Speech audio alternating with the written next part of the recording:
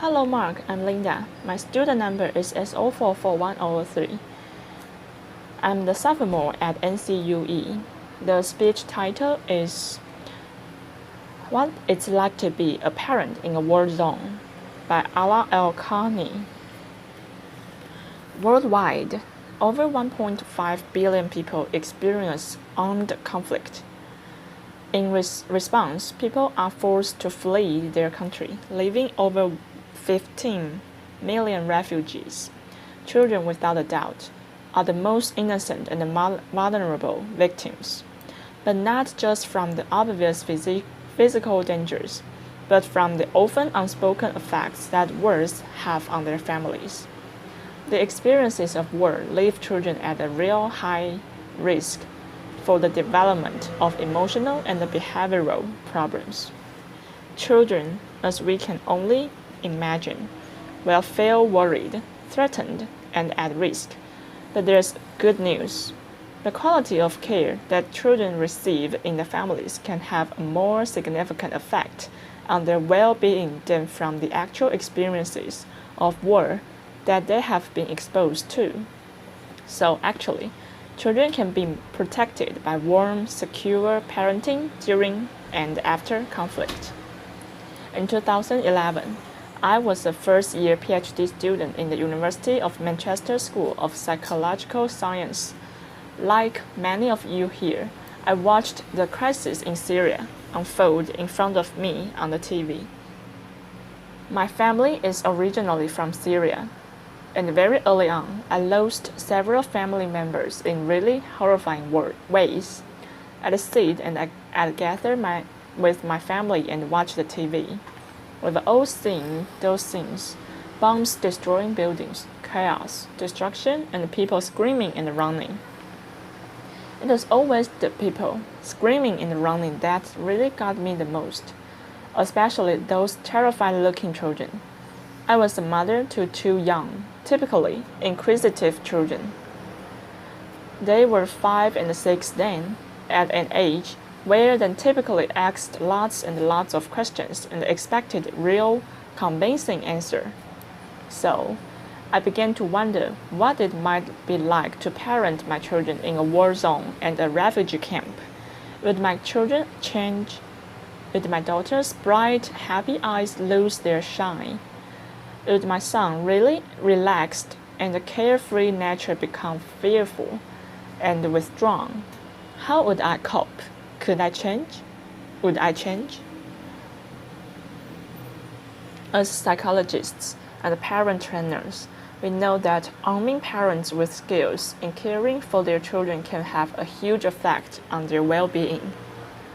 And we call this parent training.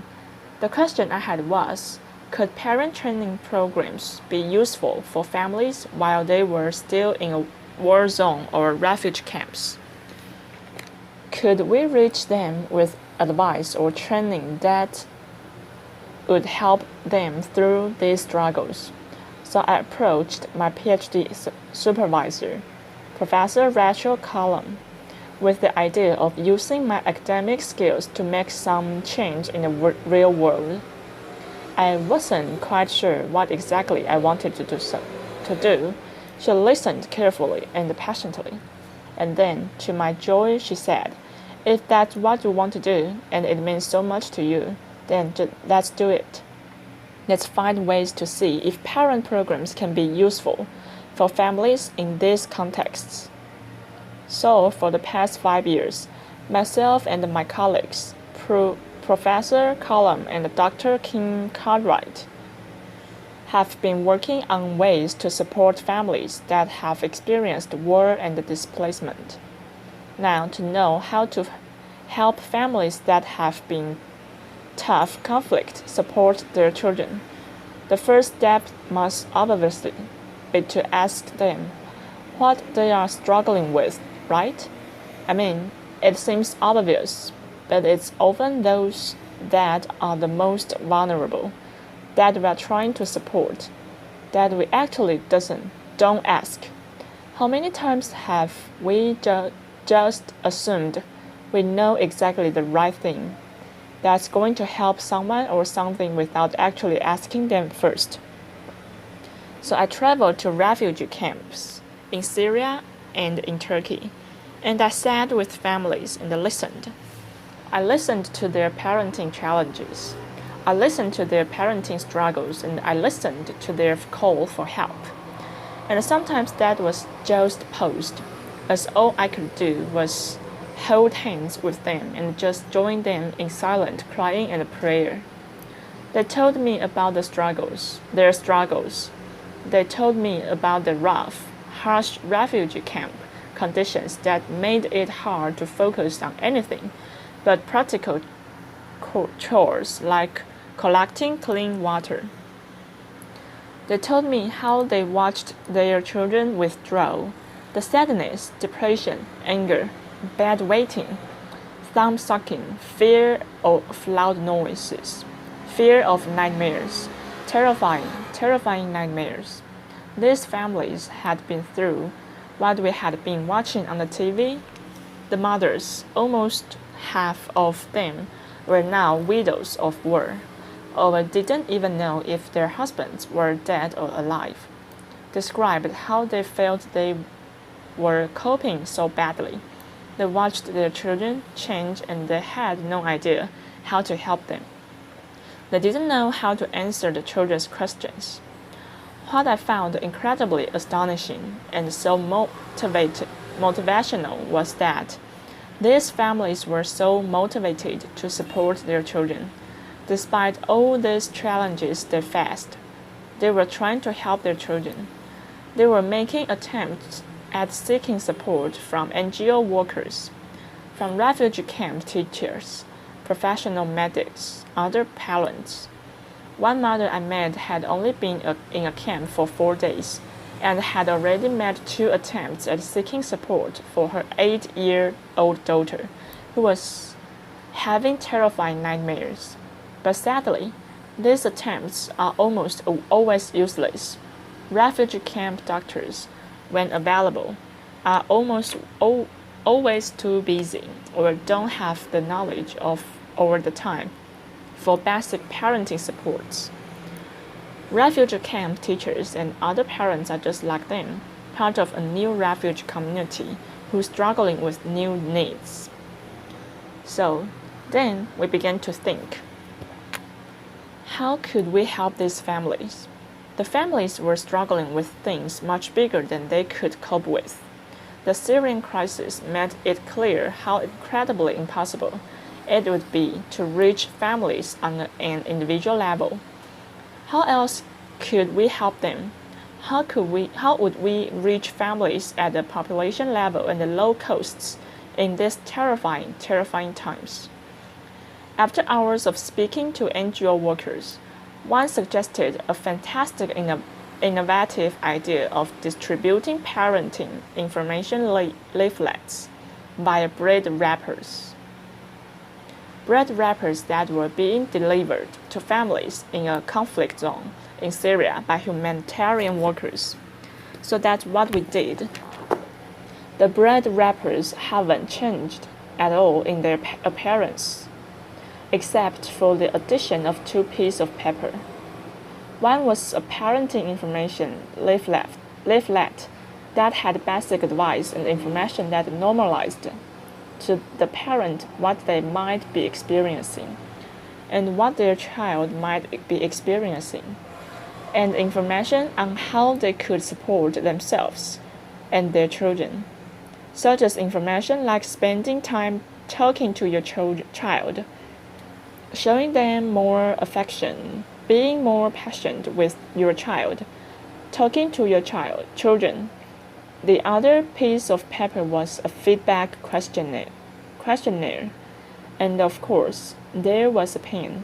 So, is this simply leaflet distribution, or is this actually a possible means of delivering psychological first aid that provides warm, secure, loving parenting?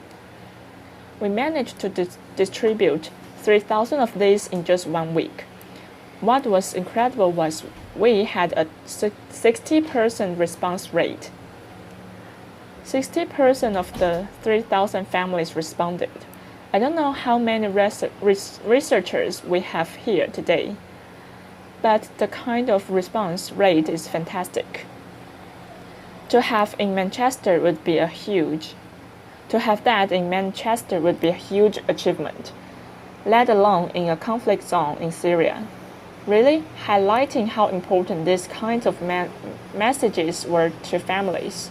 I remember how excited and eager we were for the return of the questionnaires. The families had left hundreds of messages, most incredibly positive and encouraging. But my favorite has got to be thank you for not forgetting about us and our children. This really illustrates the potential means of the delivery of psychological first aid to families, and the return of feedback too. Just imagine replicating this using other means such as baby milk distribution or female hygiene kits or even food baskets. But let's bring this closer to home because the refugee crisis is one that is having an effect on every single one of us. We are bombarded with images daily of statistics and of photos, and that's not surprising, because by last month, over 1 million refugees had reached Europe. 1 million. Refugees are joining our communities. They are becoming our neighbors. Their children are attending our children's schools. So we've adapted the leaflet to meet the needs of European refugees. And we have them online, open access in areas with a really high refugee influx. For example, the Swedish healthcare uploaded it onto the website, and within the first 45 minutes, it was downloaded 343 times, really highlighting how important it is for volunteers, practitioners, and other parents to have open access, psychological first aid messages. In 2013, I was sitting on the cold, hard floor of a refugee camp tent with mothers sitting around me as I was conducting a focus group. Across from me stood an elderly lady with what seemed to be a 13-year-old girl lying beside her, with her head on the elderly lady's knees. The girl stayed quiet through the focus group, not talking at all, with her knees curled up against her chest. Towards the end of the focus group, and as I was thanking the mothers for the time, the elderly lady looked at me while pointing at the young girl and said to me, "Can you help us with?" Not quite sure what she expected me to do, I looked at the young girl and smiled, and in Arabic I said, "Salam alaikum, Sho Ismak, what's your name?" She looked at me, really confused and unengaged, but then said, "Hello." Hello is the pet's name for the Arabic female name, Hala, and is only really used to refer to really young girls. At that point, I realized that actually Hala was probably much older than 13. It turns out Hala was a 25-year-old mother to 3 young children.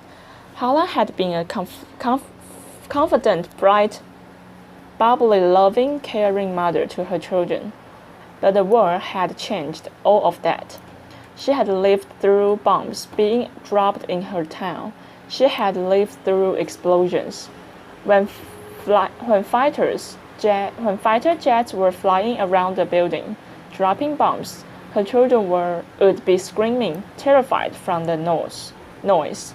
Hala would frantically grab pillows and cover her children's ears to block out the noise, all the while screaming herself. When they reached the refugee camp and she knew that they were finally in some kind of safety, She completely withdrew to acting like her old child self.